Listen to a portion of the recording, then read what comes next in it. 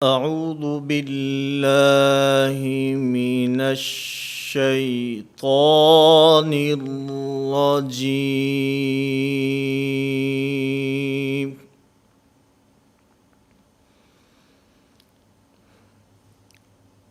بسم اللہ الرحمن الرحیم۔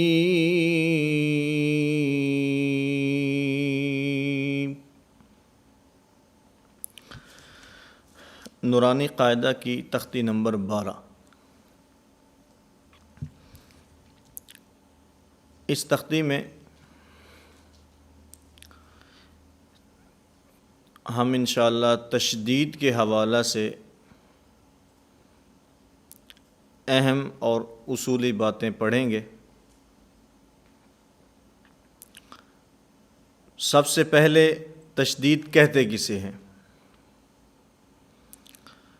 تشدید کہتے ہیں 3 دندانوں والی کو۔ اگر نورانی قاعدہ آپ کے پاس ہے تو آپ اس میں دیکھیں تو ہدایات کے اندر سوال و جواب موجود ہیں۔ پہلا سوال، 3 دندانے والے کو کیا کہتے ہیں؟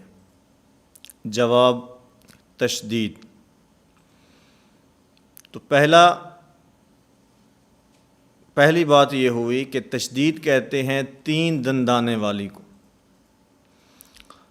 نمبر 2، جس حرف کے اوپر تشدید ہو اس کو مشدد کہتے ہیں۔ نمبر 3، مشدد حرف 2 مرتبہ پڑھا جاتا ہے۔ نمبر 1، پہلی مرتبہ پچھلی حرکت کے ساتھ، یعنی پچھلے حرف کی جو حرکت ہے اس کے ساتھ پچھلے حرف کے ساتھ مل کر پڑھا جاتا ہے، اور دوسری مرتبہ خود اپنی حرکت کے ساتھ پڑھا جاتا ہے۔ تشدید کا لغوی معنی سختی کے آتا ہے،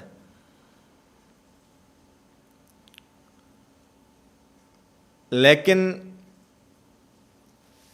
یہاں پر تشدید سے مراد سختی نہیں ہے، بلکہ تجوید کے اندر تشدید سے مراد مضبوطی اور ٹھہراؤ ہے۔ مضبوطی کہہ لیں، ٹھہراؤ کہہ لیں، جماؤ کہہ لیں، کہ جو تشدید والا حرف ہوتا ہے وہ خوب ٹھہراؤ کے ساتھ، مضبوطی کے ساتھ اور جماؤ کے ساتھ ادا ہوتا ہے۔ تو یہاں تجوید کے حوالہ سے ہم بات کر رہے ہیں، تو یہاں تشدید سے مراد سختی نہیں ہوگی، بلکہ تشدید سے مراد یہاں پر ٹھہراؤ ہوگا۔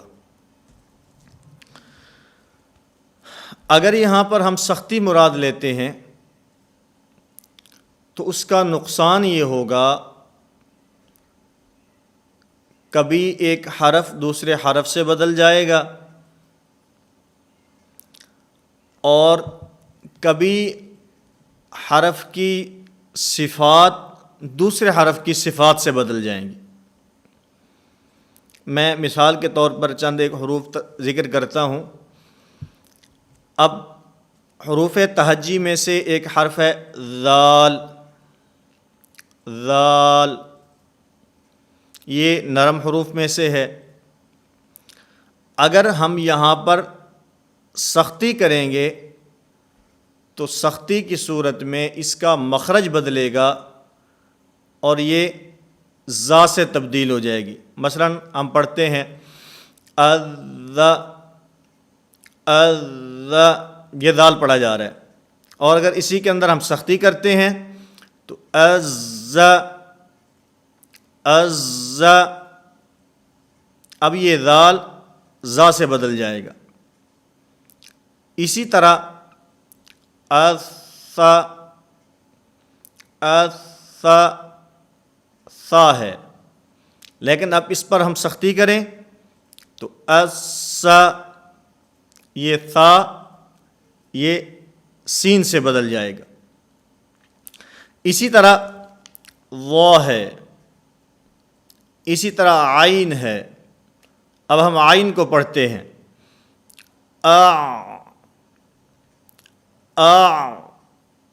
اور اگر ہم اس پہ سختی کریں تو اب یہ سختی کے ساتھ پڑھا جا رہا ہے، لیکن یہ عین نہیں پڑھا جا رہا بلکہ یہ حمزہ پڑھا جا رہا ہے۔ تو یہاں پر مراد تشدید سے سختی نہیں ہے بلکہ ٹھہراؤ اور مضبوطی مراد ہے۔ اور بعض دفعہ ایسے ہوگا کہ حروف کی صفات بدل جائیں گی۔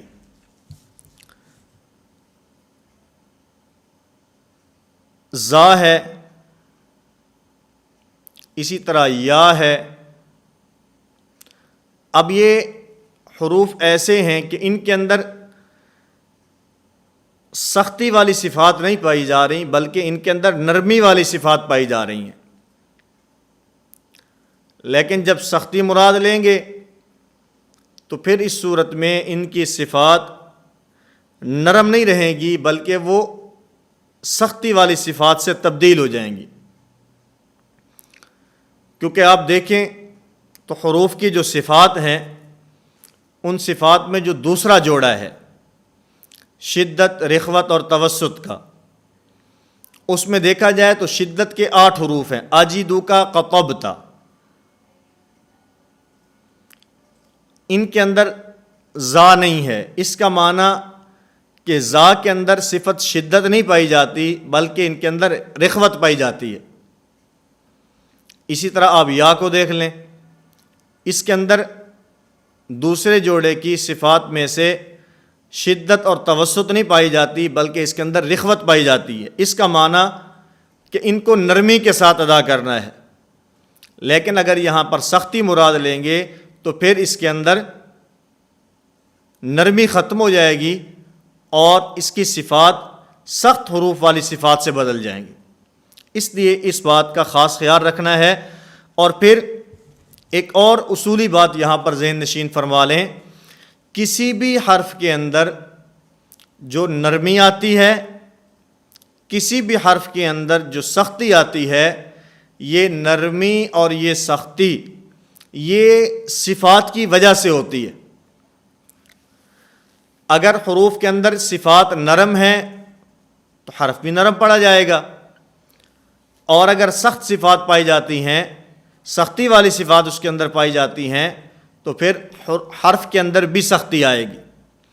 اب مثال کے طور پر ہم اس تختی نمبر 12 کا جو پہلا حرف ہے ہم اس کو پڑھتے ہیں تو ہم پڑھتے ہیں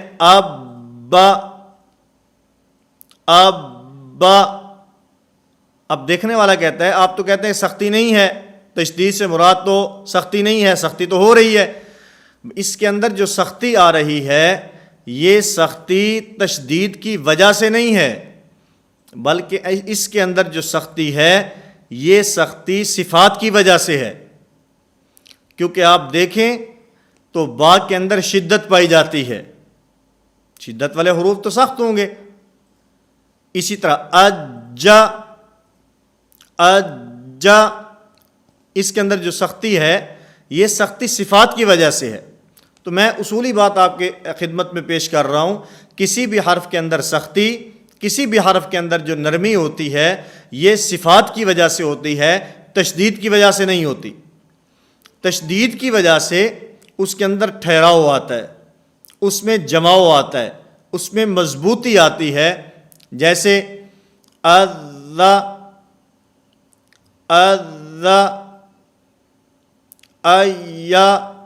اب اس کے اندر بھی ٹھہراؤ ہے، مضبوطی ہے، جماؤ ہے، اس کو سختی سے تعبیر نہ کیا جائے۔ اسی طرح بعض حروف ایسے ہیں کہ ان کے اندر نرمی ہوتی ہے تو یہ نرمی بھی صفات کی وجہ سے ہوتی ہے۔ جیسے ہا ہے، ہم جب اس کو ادا کرتے ہیں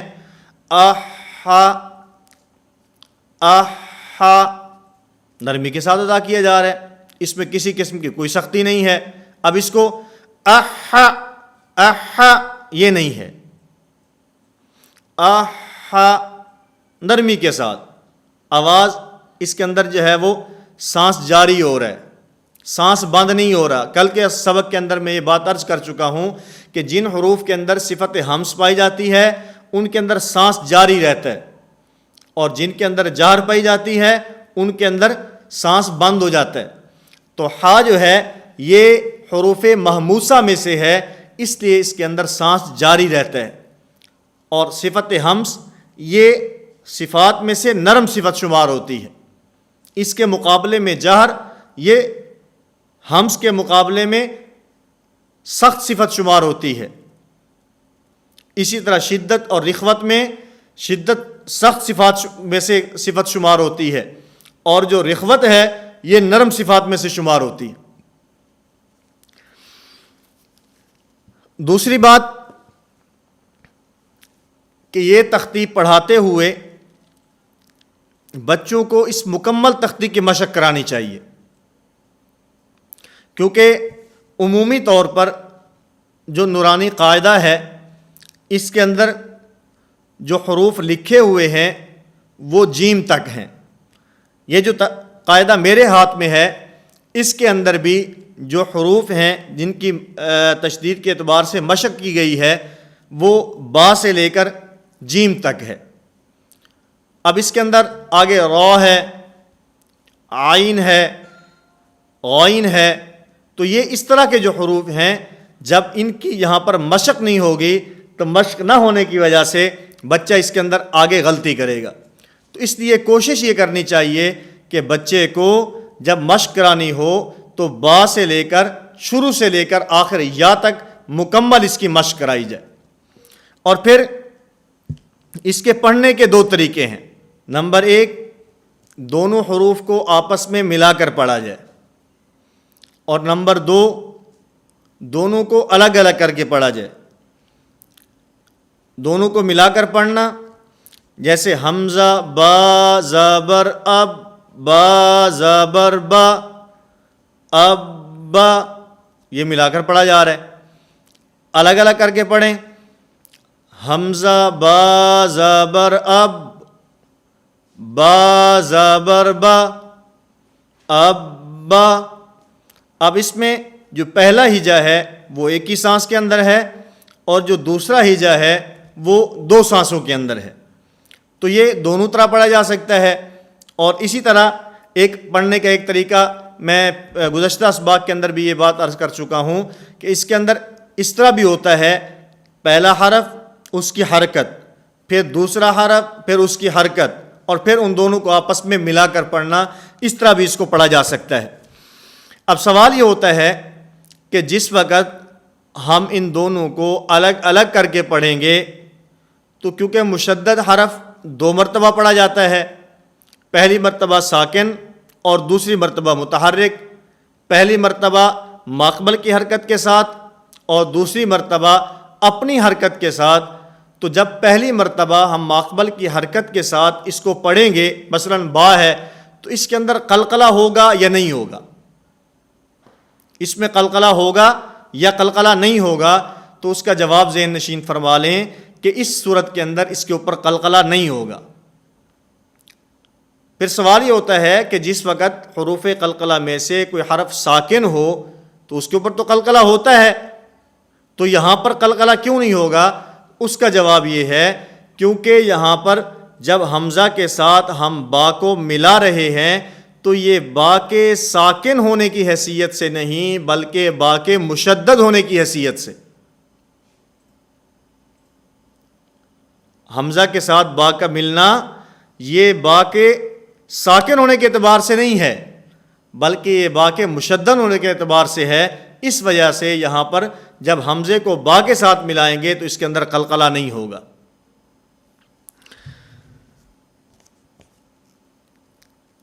تو اس طرح آپ حضرات نے اس تختی کی مشق کرنی ہے۔ اس مشق میں مخارج کا خیال رکھنا ہے، اسی طرح حروف کی صفات کا خیال رکھنا ہے، حرکات کا خیال رکھنا ہے۔ مخرج کی ساتھ مشق ہوگی، ساتھ میں صفات کی مشق ہو، اس کے ساتھ ساتھ حرکات کی مشق ہو اور اس کے ساتھ ساتھ تشدید کی مشق ہو۔ اس طرح جب ہم اس کو پڑھیں گے، ایک حرکت کے ساتھ ایک حرف 5 مرتبہ پڑھا جاتا ہے، اور اگر اس کو تینوں حرکات کے ساتھ پڑھیں تو ایک حرف 15 مرتبہ پڑھا جاتا ہے۔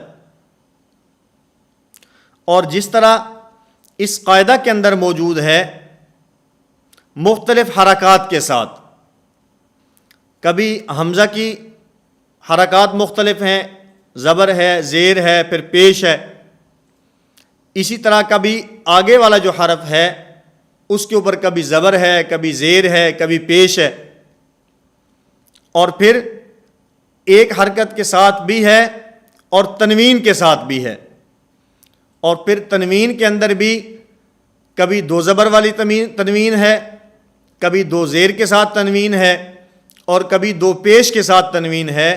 اس طرح دیکھا جائے تو یہ ایک حرف 90 مرتبہ پڑھا جاتا ہے۔ اب جس وقت پوری توجہ اور دھیان کے ساتھ مخرج کی مشق ذہن میں ہوگی، صفات کی مشق ذہن کے اندر ہوگی، حرکات کی مشق ذہن کے اندر ہوگی، اور تشدید کی مشق ذہن کے اندر ہوگی، جب ایک حرف اس ایک تختی میں 90 مرتبہ پڑھا جائے گا تو اس کے اندر میرا خیال میں اب غلطی باقی نہیں رہنی چاہیے، لیکن اگر توجہ اور دھیان کے ساتھ ہو۔ ورنہ ہوتا کیا ہے، بچہ ایک مرتبہ پڑھ لیتا ہے، ایک مرتبہ ٹھیک پڑھتا ہے، 2 مرتبہ غلط پڑھتا ہے، استاد کی اس کے ساتھ توجہ بھی نہیں ہوتی، اور بچے کی اپنی توجہ بھی مخارج اور صفات کی طرف نہیں ہوتی۔ اس وجہ سے عمومی طور پر بچہ اس کے اندر غلطی کر جاتا ہے، اور قرآن کریم شروع ہونے کے بعد بھی اس بچے کے مخارج اور اس بچے کی حروف کی جو ادائیگی ہے وہ درست نہیں ہوتی۔ اس لیے پوری توجہ اور دھیان کے ساتھ کل کے سبق میں آنے تک کم از کم ہر ساتھی اس کی ایک مرتبہ مشق ضرور کرے۔ میں مثال کے طور پر 1-2 حرف کی مشق آپ کے خدمت میں پیش کرتا ہوں، اس کے مطابق آپ حضرات نے اس پوری تختی کی مشق کرنی ہے۔ مثلا سا والا حرف ہے، اب اس میں مخرج کی مشق بھی ہوگی، اس کے ساتھ صفات کی مشق بھی ہوگی، تشدید کی اور حرکات کی مشق بھی ہوگی۔ حمزہ سا زبر اس، سا زبر سا، اس سا۔ اب اس میں ایک تو مخرج کی کہ زبان یہ سامنے ثنایا علیہ یہ دانتوں کے ساتھ ٹکرانی ہے، اور اس کے ساتھ ساتھ سا کیونکہ یہ حروف محموسہ میں سے ہے، اس لیے اس کی ادائیگی کے اندر سانس نے جاری رہنا ہے۔ مخرج کی مشق بھی ہو رہی ہے، صفت کی مشق بھی ہو رہی ہے، اس کے ساتھ ساتھ حرکت کی مشق بھی ہو رہی ہے کہ حرکت کو لمبا نہیں کرنا، زیادہ مختصر کر کے حمزہ بھی نہیں بنانا، اور اسی طرح اس کے ساتھ تشدید کی مشق کرنی ہے کہ پوری مضبوطی، جماؤ اور ٹھہراؤ کے ساتھ یہ حرف ادا ہو۔ اب پوری توجہ اور دھیان کے ساتھ آپ حضرات دیکھیں گے تو ایک حرکت کے ساتھ جس وقت ہم اس ایک حرف کو پڑھیں گے تو یہ حرف 5 مرتبہ پڑھا جا رہا ہے۔ حمزہ سا 1، زبر اس 2، سا 3، زبر سا 4، اس سا۔ حمزہ سا زبر اس، سا زبر سا، اس سا۔ ایک مرتبہ پڑھنے سے یہ حرف 5 مرتبہ پڑھا جائے گا، اور جب تینوں حرکات کے ساتھ پڑھیں گے تو یہ حرف 15 مرتبہ پڑھا جائے گا۔ اور پھر جب اس میں دیکھیں گے حمزے کی مختلف حرکات، پھر آگے سا کی مختلف حرکات، پھر اس کے اندر ایک حرکت، پھر اس کے اوپر تنوین، اور پھر کبھی 2 زبر والی تنوین، کبھی 2 زیر والی تنوین، کبھی 2 پیش والی تنوین۔ تو اس طرح جس وقت ہم اس صرف حرف سا کو پڑھیں گے تو یہ حرف 90 مرتبہ پڑھا جائے گا۔ تو اس طرح اگر پوری توجہ اور دھیان کے ساتھ ہم اس کی مخرج کی مشق کو ذہن میں رکھ کے، صفات کی مشق کو ذہن میں رکھ کے، حرکات کی مشق کو ذہن میں رکھ کے اور تشدید کی مشق کو ذہن میں رکھ کے پڑھیں گے تو امید ہے کہ اس کے بعد ہماری اس حرف کے اندر کوئی غلطی نہیں رہے گی۔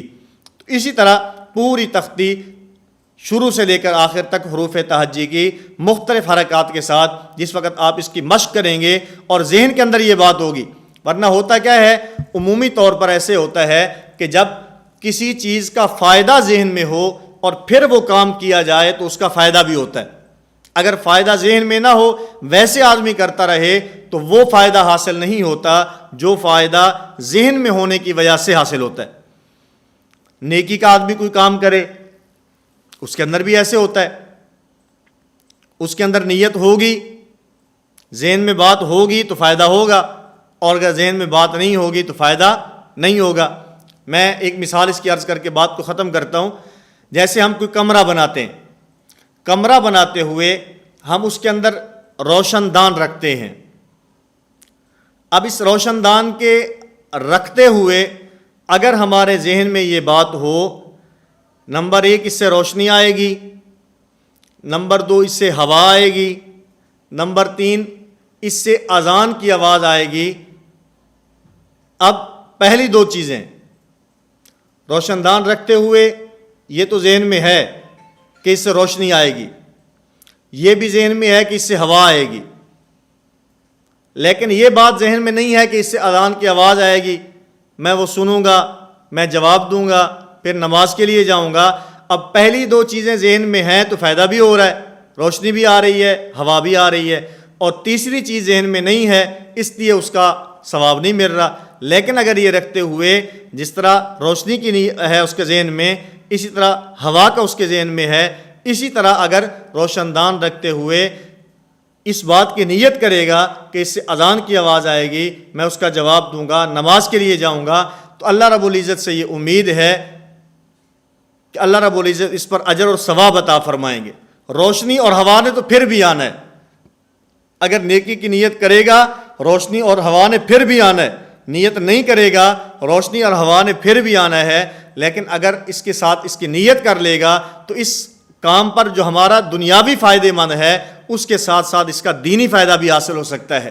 تو بات عرض کرنے کا مقصد یہ ہے کہ جب کسی چیز کا فائدہ ذہن میں ہو اور پھر آدمی اس کی مشق کرے یا وہ کام کرے تو پھر اس کے فوائد بہت زیادہ ہوتے ہیں۔ تو اس لیے آپ حضرات نے اس تختی کی مشق کرنی ہے 4 چیزوں کو ذہن میں رکھ کے۔